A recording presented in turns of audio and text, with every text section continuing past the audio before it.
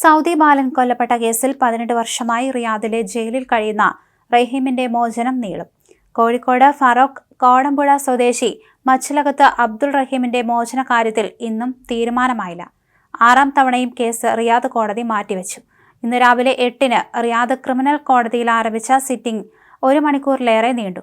Online സിറ്റിംഗിൽ ജയിലിൽ നിന്ന് റഹീമും റഹീമിന്റെ അഭിഭാഷക സംഘവും ഇന്ത്യൻ എംബസി ഉദ്യോഗസ്ഥൻ യൂസഫ് കാക്കാഞ്ചേരിയും സഹായ സമിതി സ്റ്റിയറിംഗ് കമ്മിറ്റി അംഗങ്ങളും സന്നിഹിതരായിരുന്നു.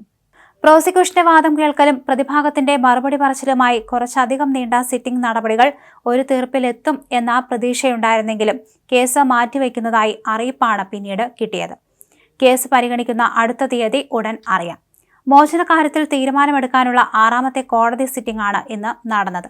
ഡിസംബർ 30-നായിരുന്നു കഴിഞ്ഞ സിറ്റിംഗ്.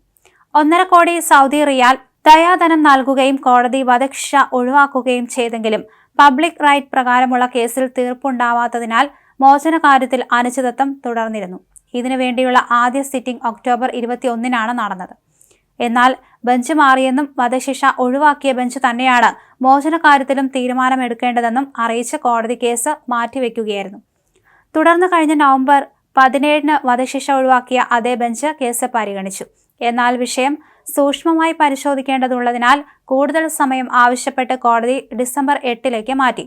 ആ തീയതിയിൽ നടന്ന സിറ്റിംഗിലും തീരുമാനമായില്ല. എന്നാൽ പ്രോസിക്യൂഷൻ ആവശ്യപ്പെട്ട വിശദീകരണം പ്രതിഭാഗത്തിന് നൽകാനായി അതുകൂടി പരിശോധിച്ചുള്ള തീരുമാനമെടുക്കുന്നതിന് ഡിസംബർ 12-ന് സിറ്റിംഗ് നടത്താൻ കോടതി തീരുമാനിച്ചിരുന്നു.